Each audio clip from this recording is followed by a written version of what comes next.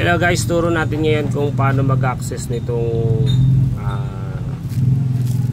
HG8145 by 5X6-10. Ito po yung model nya.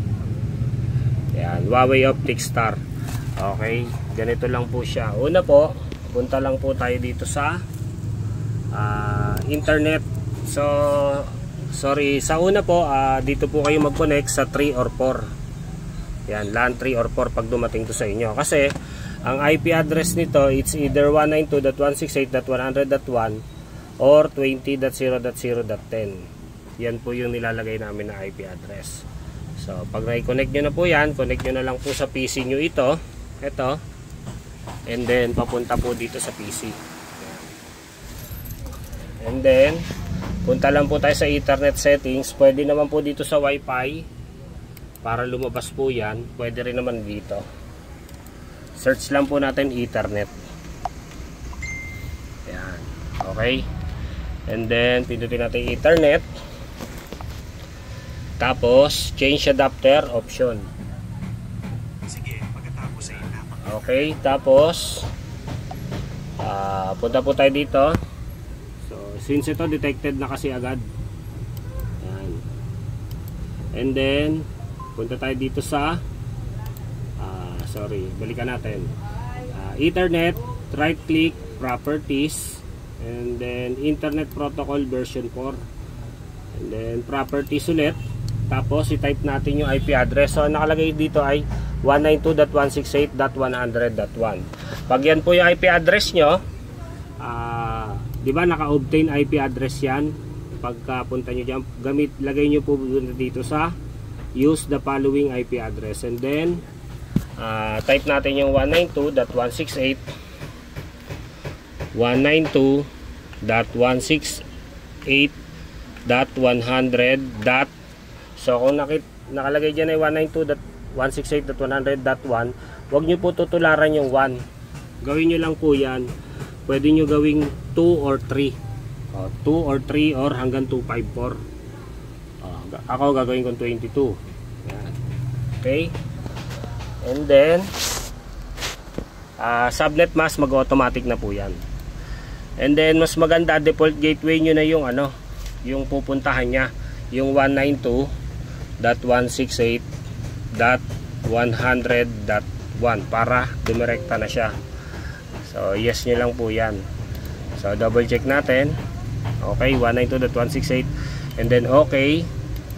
And then ayan, detected na siya. So ayun. And then punta na po tayo sa Chrome. I-type natin yung, syempre dapat pag ganitong 5x6 may kasamang dapat HTTPS tuldok, yan gayahin nyo po yan. Okay, tapos may HTML din.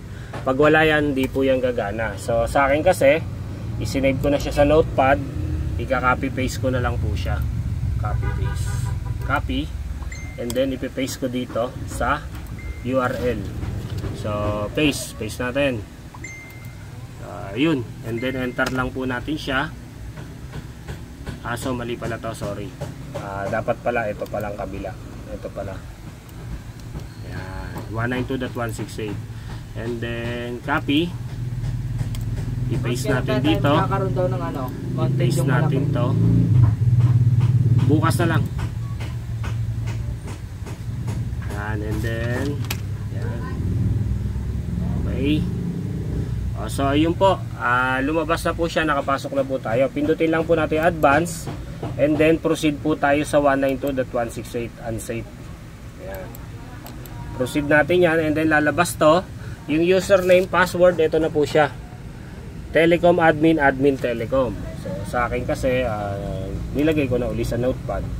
Telecom admin, copy paste, copy, and then paste ko dito. Paste. And then dito naman sa password, yan na po siya. Yan. And then copy. Telecom admin, admin telecom. Okay. And then paste. Login. And then yan na po siya. Ma-access nyo na po yan.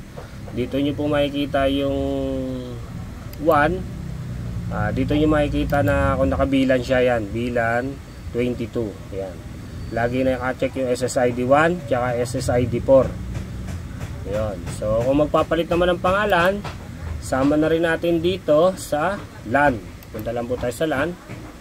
And then LAN host configure, I'm sorry, saan ba makikita yan? WLAN pala, sorry. Ayan, 2.4. Ayan po yung pangalan niya sa 2.4 basic po tayo magpunta. Ayan po yung wifi name niya. Sa 5G naman, ganun din.